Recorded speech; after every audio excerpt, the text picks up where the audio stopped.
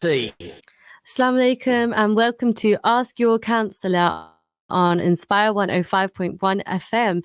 Thank you all for joining us today. It is Friday, 5:30 p.m. and we are back now. Our presenter is back. So would you like to say hello, Tanya? Yeah, Assalamu alaikum. I'm Tanya. She's back. She was a bit unwell last week, but she's here now. And we also have shout out to Waj from the studio, who's helping us right now. You'll see on camera. But we also have our councillor from the Barnfield Ward this week. And would you like to introduce yourself, councillor? Yeah, sure. So my name is Cllr Amjad, and this is my second term as a councillor, first elected in 2019 in Barnfield Ward with the Liberal Democrat Party. So I am a councillor as well as the deputy opposition leader in the council. Perfect. Thank you so much. So he's a deputy opposition leader. That's right. In the council. Okay. Thank you. So yeah, as you mentioned, you are the councillor for the Barnfield Ward. So what we're going to do first, and I've been doing this a lot this year because the wards and the outlines have all kind of changed. Yeah. So, you know, when we talk, like, we've had Round Green, we've had Biscot, and in Chorland, let's not call that Chorney, and they've all kind of just changed a little bit as well. So if you could just explain what the outline for Barnfield Ward actually is. Sure. So Barnfield's increased quite a lot in size. So if you go from Stockingston Road, so Montrose Avenue, Culver House Road, so I think now it's both sides of Culver House Road, all the way down to Austin Road, and then from there on to Nunnery Lane. So all that side, Riddy Lane, so all that little area up to New Bedford Road falls into my ward. Then you've got New Bedford Road, Old Bedford Road, both sides, all the way down to the BP petrol station. Okay, perfect. So that's the whole of the Bushmead estate. But there is a part of the Bushmead estate which isn't in Luton, so minus that, the rest of it is all in Barnfield. All right, perfect. Thank you so much. It's good to know that you also mentioned that you live in the ward as well. No, I don't live in next to the ward. Next to the ward, you said. Yeah. Oh, right, because everything's changed. Yeah. But just in general, I always say it's good to know, because if you're from Luton or you live in Luton, you're very aware of issues that residents may face, and you know you can relate because you will say, I know because I drive down that road every day, or I walk through the park and so on. So that's good to know. Would you like to start off? So we're going to go through the highlights of Barnfield Ward, some things that you and the councillors are working on this year, and the vision for the future, and then address some of the issues. We can go through the issues first, to get the negative, and then go on to the positive. Yeah. Sure, yeah. So what would you say, obviously you have been a councillor for a while, but for this year and just the previous year, what kind of issues would you say are outstanding and residents mentioned to you quite a lot? So because we are in Luton, we are considered more of an affluent ward. So we have all the people that are pretty much well off in parts of our ward, not in every side. So therefore, sometimes it's perceived that there's probably very little problems that exist in Barnfield Ward. But that's rather to the contrary. We have all the same problems that each ward is facing. So potholes, the condition of the roads, parking issues. We have both of our colleges in our ward. We also have Icknield, which is, you can consider it part of the ward now, the new Barnfield Ward. We have Bushmead Primary School. So all of these are in a very small congested area. So parking, especially during school and college pick-up and drop-off times, is a major issue.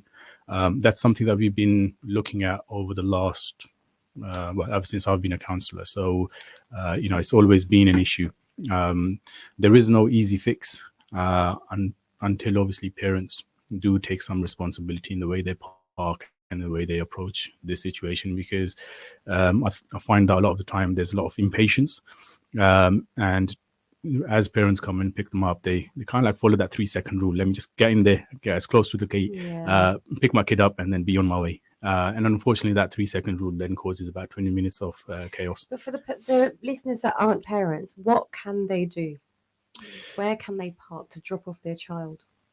So that's there another. There are a lot of schools and colleges in that area, as you said. Yeah. So there's, for example, sixth form has an on-site parking. So there shouldn't be a major problem in why parents can't go into the college pick them up. I had a conversation with the principal last week, and he assured me that there is enough capacity to actually for parents to come in, pick up, and take the kids. Barnfield equally has on-site capability as well. With the smaller schools, there probably isn't, like Bushmead Primary School. But again, it just comes down to being so like respective of each other and the residents living there. There is space in and around the area, but again, it's down, people behave and not trying to like get straight onto the gate as close as they can. There are quite a lot of hazards. I mean, I've had complaints from doctors, so especially around Bushmead Primary Schools. So a doctor was called out in emergency. He couldn't get out for about half an hour. So he had to go into hospital for, I can't remember the exact reason why, but he was called out on an urgent basis. And he couldn't get out because one of the parents had actually blocked the driveway. So we've received, there is a petition now from residents, that has gone into the council. So in January, there's a petition that will be heard. Because that is very serious. I mean, the example you've just given us as well. It is, I mean, that is the most extreme case, and it happened. So, when a driveway is blocked and it's an emergency for that doctor or whoever it is to get out, what are they supposed to do in that situation? So obviously the council, like you said, at the end of the day, there is no alternative for schools, like you're saying, in terms of car parking in that area. So would you say, obviously, residents need to walk? I mean, if they're parents and they need to drop off their kids to school. Yeah, I was going to come on to that. Okay. So there is a lot of, I suppose, because we deal with the only 2 colleges in the area, so there is going to be students that are coming from a distance, maybe car sharing, cycling. There's all the other initiatives that can take place. I mean, parents should actually try their best to kind of like avoid that congestion. I think it's convenience. A lot of the times I find myself picking up my kids. You come in from work and you're like, rather than dropping the car off and then walking up, you just go to the school, pick them up, and then take them home. So we can understand all of those things, but there is obviously something that can be done. So anyone living in the locality can actually walk to school and pick the kids up. Yeah, and I guess there could be, and obviously for the listeners, you have to think of the residents in this scenario, because like you said, you could be a parent and think, I'm running late, I need to get my child safety, I need to be as close as possible. But at the same time, if you're a resident, they're probably expecting maybe action to be taken in sense of maybe fines being put into place or some kind of penalty. And I'm saying this because I picked up my younger sister from school once and I got a fine because I was on the zigzag line. Okay, so yeah, it is what it is. I tried to appeal it and then I realized I've got no leg to stand on. I was on a zigzag line. What more, I can't, the camera caught me. So you can't deny that. Yeah, so zigzag lines, they are enforceable. So are double yellow lines, etc. But the thing is, it's the resource as well. I mean, for a 10-minute, 15-minute issue in every part of Luton, how many enforcement officers do you employ to police that? In that little time frame? So what they're going to be doing for the rest of the day. I'm sure you'll come back to me and say, there's plenty, but I mean, if you look at the amount of resource that is needed, as soon as you put an enforcement officer there, people will disperse. So all of a sudden everyone finds a really nice parking space to actually go and park the car in. I actually witnessed that. I was going down Beechwood Road, and we had traffic wardens and everyone dispersed. It was I mean, all of a sudden there is parking space for everyone. All of a sudden, so I think we can all understand it from both perspectives. I mean, like I said, I've been a victim of a fine, but at the same time, I can understand why residents, it's like, no, I need my drive to be clear. I need my road to be clear. I need to get out. I need to do things and stuff. So I can understand it from both sides. I mean, we are. I was talking about this petition and some evidence that's been given to us by some of the local residents, and some parents are even starting to drive on the pavements because as soon as it gets chock-a-block, and it's like honestly, I mean, people just need to think about their actions sometimes. We understand there's a problem. We understand, it's a congested area, but you have to appreciate the fact that we're a Luton, we're only like 5 miles long, 3 miles wide, with a 245,000 population. vast majority of whom have vehicles, so each house has more than one vehicle. So you have to appreciate the fact that where you live and the problem, rather than just just ignore that and say, okay, well, I'm gonna take priority over everything else. Well, maybe there could be cameras put into place, because like I said, I got caught on camera. There are some legal issues. So you parked in a zigzag line, Yeah. which again is enforceable by camera, but outside of those zigzag lines, you can't enforce it by camera. I see. So Okay. there are some legal issues why enforcement doesn't always work. Okay. Well, okay, thank you for addressing that. I think it sounds like it is a big issue. And I also dropped my sister off to Barnfield College. So we go through Old Bedford Road and then down Barnfield Avenue. Yeah. And that place can be, I can honestly say, at It's first chaotic, it can be chaotic in the morning. Especially with the construction of the college. So during those times, And then yes, we had it a was. temporary traffic light on Barnfield That's Avenue right, too. yeah. So it was just everything happening at once. But it is what it is. It's just that I think for the residents it would be a comfort to know that they can go to the councillor and at least some kind of action will be taken, or the concerns will be heard. So on that note, where can residents and listeners get in touch with you and the other Barnfield Ward councillors? So myself, there's many ways to get in contact with me. So I'm on Facebook, not on X. I just Or stay on Twitter. Facebook. So you can message me. A lot of people do tend to sort of see me on Facebook. And my profile is public, so I don't make anything private. So you're able to see what I'm doing and the kind of posts I'm putting out. And then that's one avenue. The other way is email. And then my phone number hasn't changed for many years, so a lot of people have that. Where can people find your email address? So email addresses are on the council website. So within the UK, wherever you want to find your councillor, you just need to type in "find my local councillor," and that'll lead you through the YouGov site and then into your local site, which will give you a list of all of your councillors, their phone numbers. Most of us have our addresses on there as well. Okay, and in terms of yourself and the other councillors, do you have open surgeries or meetings that are open for the public to come and meet you and talk to you? So as Liberal Democrats, we don't have a policy to actually have surgeries.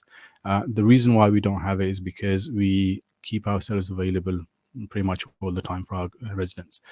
So we haven't had the need to actually hold a surgery.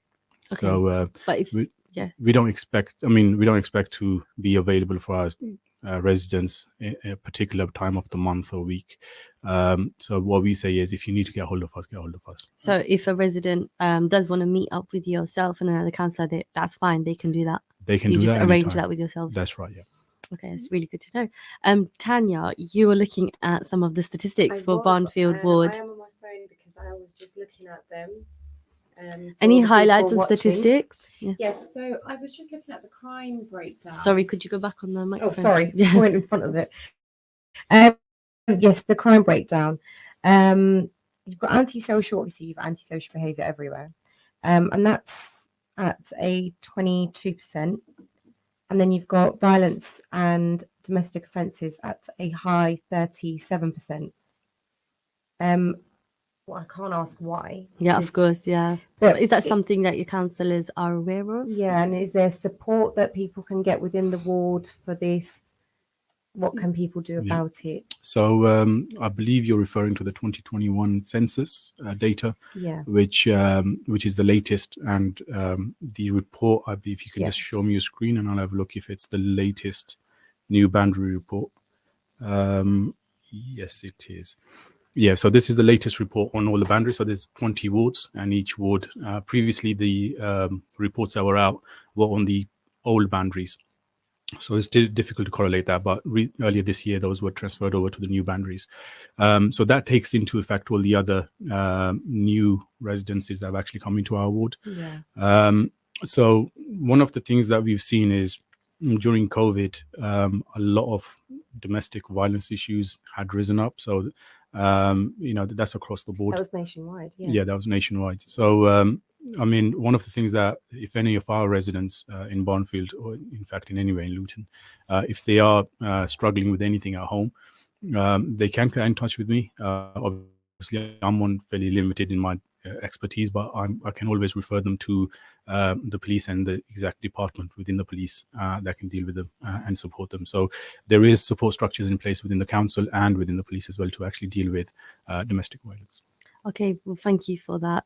I just want to obviously touch on something that residents in Barnfield Ward and across Luton have kind of mentioned.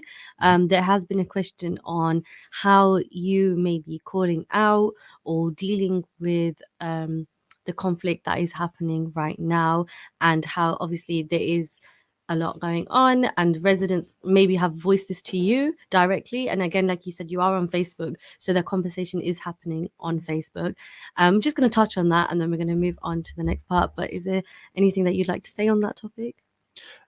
To be honest, this program isn't long enough to actually say what I want to say, but I'll keep it brief. I was on previous when the conflict was going on, or it still is going on, but in the early stages, where there was a radio program here, and Liberal Democrats, Conservatives, and Labour councillors were invited in. So we had a bit of a discussion then.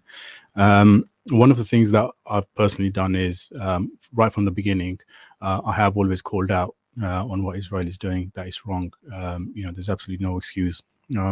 Yes, what Hamas has done is wrong, but that conversation is long gone. I mean, the amount of atrocities that are happening in Gaza right now, that conversation is now void. The conversation is, how do we actually stop Israel, and how do we influence our politicians? And I think because this is a much higher international level conflict, so locally, our aim should be to actually talk to our national parties and say, look, you need to voice our concerns. And in turn, we as councillors are responsible for that, because we are the voice for our residents. And I am very well aware of my residents are saying, I've had in the region of about 116 emails from the beginning of this conflict on, residents saying to me, look, this is how we feel. They were on both sides. So obviously in Barnfield, you have a cross side of society, Mixed. so there's a good mixture. But again, everyone was respectable, everyone was sympathetic at the beginning, but now obviously it's a lot different. I mean, there's a lot of anger, there's a lot of frustration. And to be honest, if you look at my Facebook posts, right from the beginning, it's always been, they're getting a lot more, and no, I wouldn't say anti-Israel, but anti the establishment, to say, okay, what you are doing is blatantly wrong. Thank you. Now, we always kind of like say we're hesitant to use the word terrorism. Now, the thing is, what is the actual word? So I'm not talking about the connotations. I'm not talking about what prevent things, what terrorism is. Terrorism is where you go and start terrorizing civilians. We start killing them, harassing them, etc. So what is Israel doing? That's exactly what it's doing right now. And it had set out, its goal was that we are going to stem terrorism, so Hamas terrorism in the Gaza Strip. So why are they now doing exactly the same times 1,000 to the Gazan civilians? So how does Israel expect us as politicians or as local residents to have sympathy for them and say, yeah, what you're doing is right? We can't. Under no circumstances can we do that. I understand, obviously, this conflict is 75 years old, and actually spans back a lot further than that. But from Israel's inception to now, there's always been this conflict, but this is the worst we've seen it. And the risk here is, one, that we need to have a united voice. You can see every Saturday there's protests going on. I've attended those protests. I've attended the protests in the outside the town hall. Locally, my party has written to our national party asking it to actually denounce what Israel is doing and do more to support an end to the conflict. So you would have seen that our party's initial response was, let's have a humanitarian pause, which we were absolutely against. We said, no, this is not good enough. Yes, it's good, we should have a pause, but we need a permanent ceasefire. So our Liberal Democrat policy now is, look, we need to have a ceasefire, an immediate ceasefire. So, and one of the interesting things is that a lot of parties are formulating their policy now. Our policy was formed, the latest policy was formed in 2021. So in our party conference, so all the things about bringing all the perpetrators to the International Criminal Court, about having a two-state solution. But when we talk about a two-state solution, it's not now, it's about the borders that existed in 1967. So previous to that, so that the Palestinians do have a land to actually call a state, because right now they don't really have a land. If you look at West Bank, if you look at Gaza, I mean, to call it a two-state solution in the current situation is pointless. I mean, so we need to have a two-state solution on the pre-1967 borders, and then for Palestinians to have their own, to be in charge of their own security and foreign affairs. Thank you so much. I feel like concise that, but no. I think, look, the main thing is, like we said, if the residents, you are a councillor and you speak for the people in your ward, and if they're coming to you and telling you about their concerns, and can you call this out for us? Do you agree with us that there should be a ceasefire and so on? Absolutely. And for you to say that's all they want to hear at the end of the day, because you bridge the gap for us residents to the government, essentially, to the people in the powers that may be, to those who can make a difference. So we need councillors that are going to stand up for us, are going to listen to the residents of their ward, and take into account, like you said, what everybody is saying, and also do what they feel is 100% right, which I believe you are doing, and take that further. So, and like you mentioned, your party is doing that and written to all the powers, done what they need to do. So thank you for that. And thank you for mentioning that on the radio as well. No, thank you. It's a continued effort. So, we'll see where it goes. Yes, so we have actually 6 minutes left of the show. It goes fast. It does. And I did want to mention, you have other councillors in your ward, right? I do. So there's Councillor David Franks and Councillor Jeff Petts. So unfortunately they didn't receive the invite, so I did address it with the admin. So I did ask if you're them, hearing this, like, what happened? I actually prefer, not prefer, but I like when all the councillors in one ward are here together, because they, you're all joint. It's a joint effort at the end of the day. 3 councillors in the ward. You're going to talk about different things that you guys are working on, but we'll definitely do another show when they are here, and hopefully you can. No, I think it would have been great, because David Franks is a long-standing councillor, so he's been the opposition leader for the best part of the last few decades. So a lot of experience. So I'm sure he would have had a lot of positive input to put into this program. If Councillor David is listening, the invite is here now. But we'll get it sent out officially. And like I said, I'd like all 3 of you to come on again. We can talk about the Barnfield Ward. But for the next 5 minutes, I just want to talk about some of the changes that you wish to make in the ward. The Luton maybe 2040 vision, if you want to touch on that. Also just some highlights of what you can say that you are working on now for the Barnfield residents. So one of the things that because of COVID, we haven't really had much traction in a lot of things that I wanted to do. So what we're getting on to working on now is aligning all the institutions that we have within the ward. So we have the primary schools, secondary schools, the colleges, and seeing how best we can. So you've seen the report there, and literally just picking up all the bad aspects of that report and saying, okay, well, how do we address all of these issues within our ward? There's a lot of organizations that are going, that are doing a lot of positive work within Barnfield, and I think it's just a matter of, you've got less time, so I can't go into too many specifics here, but it's all about just addressing a lot of the issues that we've got. There's some tangible issues like potholes that I mentioned earlier. We actually mentioned potholes nearly on every single show, do we not? So it is a tug of war. Nationwide thing, I think. It is, so it is a tug of war trying to get resources that they are in. being covered. I've out seen it in and Luton. covered. Like summer, throughout summer, we had this filled up, didn't we? Most temporary traffic lights everywhere, but it was for a good reason. So some of the work I'm not too pleased with, because if you look at some of the remedial work, it's really poor, and I think we as a council, and especially for us as opposition, we are sort of tackling the council and saying, look, you need to look at the quality of the work that the subcontractors are doing, because a lot of the times they'll have potholes and then just it's my 10-year-old could do a better job than that, to be honest. So it does leave you. We just want them filled. Honestly, you can vouch for that, right? So because sometimes it feels like you fall inside the whole properly, car, everything.